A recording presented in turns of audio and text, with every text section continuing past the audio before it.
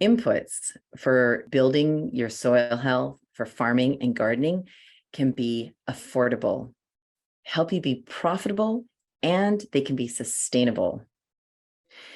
Brian Maisenbacher started composting when he was 16 years old, and he loves all things soil and loves seeing farmers and gardeners be successful in growing healthy, delicious, and nutritious foods. And he uses a lot of natural solutions in his farming and gardening and consulting practices. One of his favorites is Jadam, because it's affordable, because anybody can make it around the world, no matter where they are. And he's going to tell us why we want to use it, when we want to use it, and we're even covering how to make it and how to apply it. Thank you so much for joining us for this Soil Summit. You make yourself an amazing day and enjoy this conversation with the earth grower himself, Brian.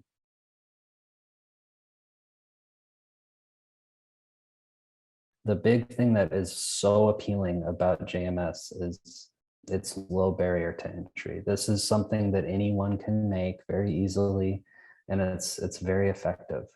Right. And just curiously, where did it originate? Like, how did he come up with this? So this originated in Korea, and JMS was created as an alternative to IMO. It kind of, so in the Jadam methodology, JMS is very much like IMO or liquid IMO. It serves that same kind of purpose. So in Korean natural farming, IMO is 80% of the program, right? And then all of the other nutrients are the remaining 20%. And that same kind of thing applies to Jadam. JMS is 80% of the program, because if you don't have the correct biology in place, none of the other stuff is going to work very well. So that's kind of what Young Sing Cho came up with JMS for, is to make an alternative to IMO that doesn't require sugar. It does have corn, or not corn, it has potato starch, right? So the starch of the potatoes and the sugar that's in those potatoes is the food for the microbiology, rather than adding in cane sugar or molasses or any of these other sugar sources. It uses the potato starch instead. And it also uses sea salt as a form of food source for particular biology. So it's entirely different than IMO, but it serves a very similar purpose. That's so awesome. Show us how it's done. Share your slides with us. So why JMS, right? So JMS is a simple and highly effective microbial solution to improve soil health. It really is the cornerstone of the Jadam natural farming methods. Is the replacement for IMO within the Jadam methodology. It's one of the lowest barrier to entry natural farming inputs in terms of cost and ease of use. And the materials are really easy to get. It's potatoes, sea salt, leaf mold soil, and unchlorinated water. We can go down to the next slide.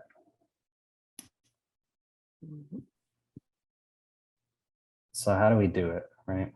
So the leaf mold is the key component of this. This is where we're collecting all of our biology.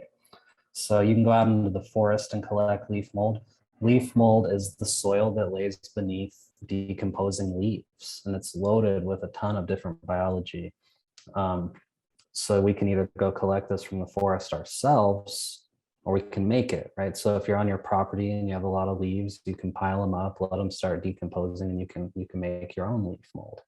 One thing to really keep in mind when we're wild harvesting anything is we need to bring back something to replace it, right? And we use the rule of thirds when we are collecting leaf mold. So what I like to do is, if I'm going to go get some leaf mold, maybe I take a little bit of my compost with me to put something back and give something back to the land, rather than just depleting those resources of the forest. That's what's really beautiful about IMO, is when we're doing our collections, we're not actually taking anything, we're allowing biology to grow into the rice, right? But with Jadam, we're going and we're collecting leaf mold. So when we're doing that, we want to be really mindful. And just like when we're doing IMO collections, I like to go scouting for places to find good leaf mold. So go out and look around and identify areas where we can get really great leaf mold. So making JMS is very simple. So you're going to need a 5-gallon bucket. You're going to need a couple mesh bags, like for making compost tea, a stick, some leaf mold soil, a couple potatoes, and some sea salt, good quality sea salt. So sea salt has over 90 trace minerals in it. The potatoes and the salt act as a food source for the microbiology. So essentially what we'll do is you're going to fully cook those potatoes, and like a baked potato, fully cooked, and you'll put those into the mesh bag. You'll put the leaf mold soil, 6 to 8 cups. I like using the 1-gallon pot is a good method of making 1 bucket of JMS, right? And we'll massage those into solution and adding the salt into the solution as well. And you want to hang them from a stick. So 2 bags hanging from a stick into the bucket, right? And what happens is there's a very subtle vortex that starts to happen from having it in 2 separate bags, and it kind of very subtly mixes the JMS, and it's an effective way of doing it. And it usually takes, depending on the weather, 1 to 4 days of this sitting there, and a layer of bubbles, kind of a foam, will form on top of the bucket. And that's when we know it's done, and it'll have a really good kind of sweet fermented smell. And from there, we want to use it immediately. It doesn't last long. So we want to dilute that 1 to 10 if we're going to be putting that on the land, or 1 to 20 if we're going to be applying that to established gardens that have plants in them, right? And so it's very, very simple, but there is nuance to it. So let's go to the next slide.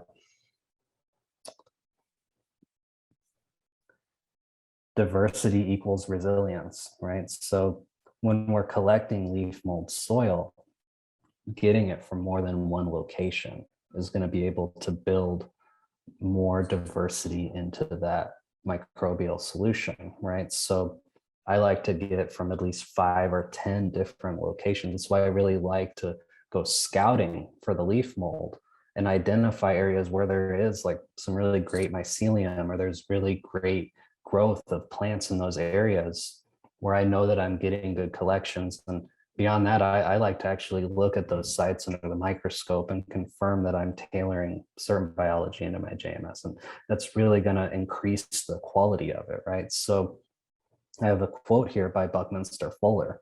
Nature is a totally efficient, self-regenerating system.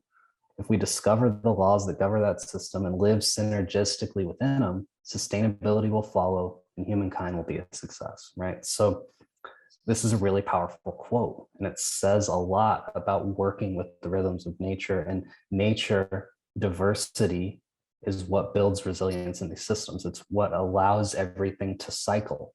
When we're talking about the soil food web, we're looking to cycle nutrients, and the way that that works is through a diversity of microbiology, competition, competitors, things eating one another and creating available nutrients. So when we're looking at a soil food web system, first thing we're kind of looking at is fungi, but also predators, right? So if there is nematodes and there's protozoa in place, those guys eat fungi, they eat bacteria, and they excrete them as available nutrients, right? And so if those guys aren't in place, we know we don't have proper nutrient cycling the way that we could, right? So trying to get a diversity of these different characters into our microbial solutions is really helpful. So that's why I like to scout. If I can go get soil that I know has nematodes in it, and I know has these characters, and I know that's going to end up in my end product, my JMS is going to be that much more effective because I'm working with the rhythms of nature, right? Let's go to the next slide. So give back more than you take. This is what I was talking about in bringing kind of an offering. When you are going to collect, you're going to wild harvest something. And this goes with plants too. So if you're going to go get collections to make some of your other KNF inputs. You're going to go collect things to make all of those different inputs. The same thing applies. So you only take a third of what's available, right? You don't take everything that's there. You take 1/3 of it, so that has the ability to come back, and you're taking care of that ecosystem, right? So I have a quote here from Masanobu Fukuoka: "The healing of the land and the purification of the human spirit are the same process," right? So when we take from the land, we're taking from ourselves, right? So we need to give something back, so that we're giving back to ourselves, and we're giving back to the community, we're giving back to that ecosystem and working with it synergistically. If we just take, it's a very extractive methodology, and we're not actually achieving all of the different ethos of what we're going for with natural farming, right? So we want to be really mindful when we find a good place where there is some good leaf mold soil. You don't want to take all of it. You want to leave some of that, because it's very beneficial to that ecosystem. And you take a third, and then if you can bring a couple buckets of some stuff that you know is good and will be beneficial to give as an offering to that area, it's going to be that much better, because by healing the land, you're healing yourself, right? And that's a really powerful concept that I think is often overlooked. We want to, it's very easy to think like, okay, I'm going to go get this leaf mold. It's free. It's from the forest. I'm going to take as much as I need. But really, it's not free. Nothing is free in this world. You are taking something that was a food source for something else, right? So true.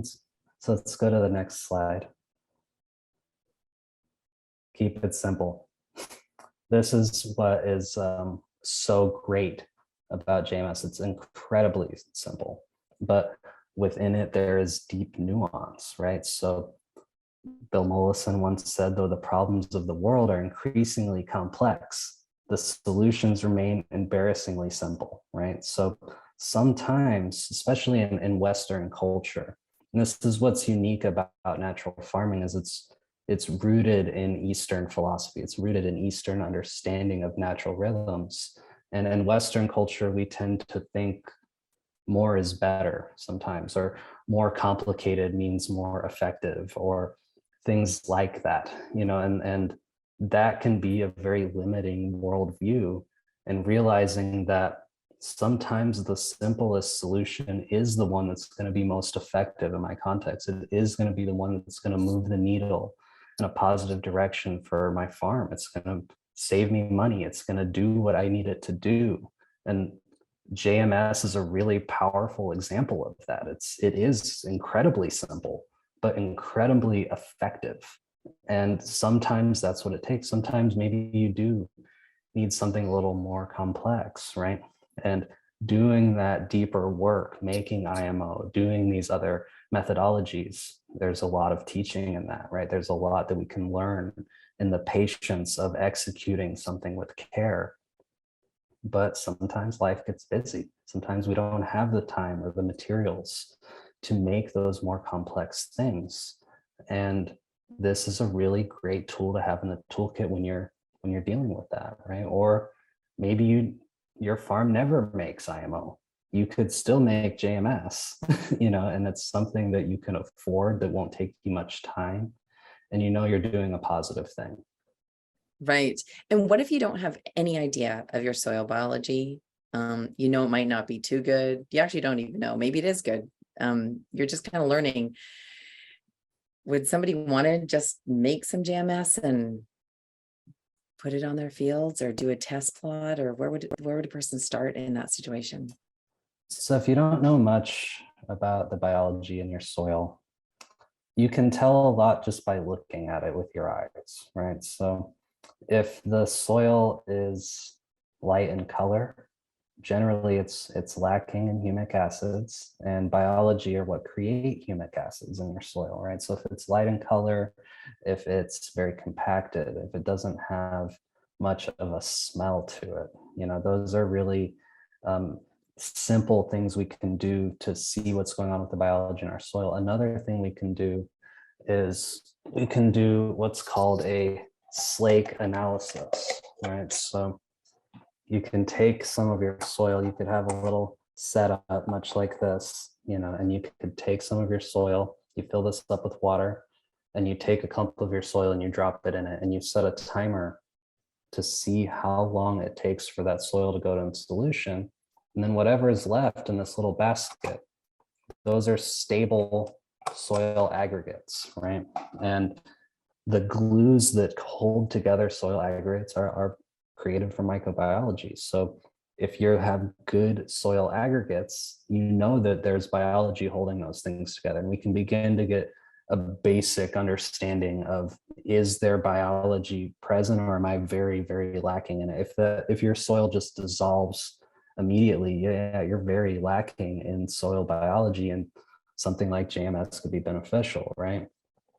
And in general, if we know that the materials that we made the JMS from are of quality, and we scouted them with care, it's very safe to use.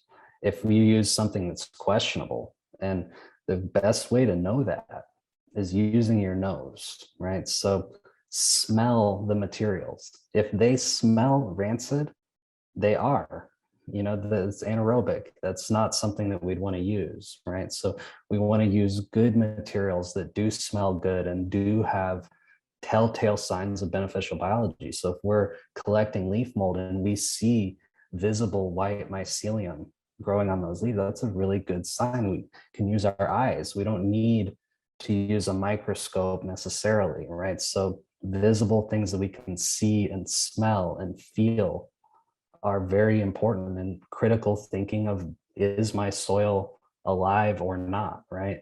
And beyond that, yeah, you can send off for testing, you can get your own microscope and start learning about what's going on, but those very basic things are incredibly helpful. And when you're dealing with any kind of microbiology, whether you're making compost or you're making IMO, your nose is very, very important. And it's really good to get your hands on something that someone else told you and that you can trust, that that is good. Smell that, register that as what you're aiming for in your nose, because your olfactory has the ability to store memory more than anything else. All of us have memories of when we're a child, and smell can bring back those memories rushing to us, right? And it's the same thing when we're making good IMO. That's why workshops and stuff are so important, because learning online, you can't get the smell, right? If someone can give you that smell, that's really what you're paying for, because that's what's gonna help you remember, right? And JMS should have a certain smell to it. IMO should have a certain smell. Good compost has a certain smell. Good soil in the forest has a certain smell, right? And we can learn those things and register them, and we don't need to be a scientist to do those things, right? And when we get deeper, what I'm talking about, because I do like using the microscope and I do like to understand when I'm scouting, yeah, I'm looking for specific things. But it doesn't need to be that complicated. If we go into areas where there is a lot of good leaf material and we can trust to a degree, especially if we see visible white mycelium, we know that that's a pretty good spot. That's the same methodology for collecting IMO, as we look for visible mycelium, and we know that's a good spot to collect from. And we can kind of trust the work that's been done before us, of the people who have taught us these things, to know that it's good.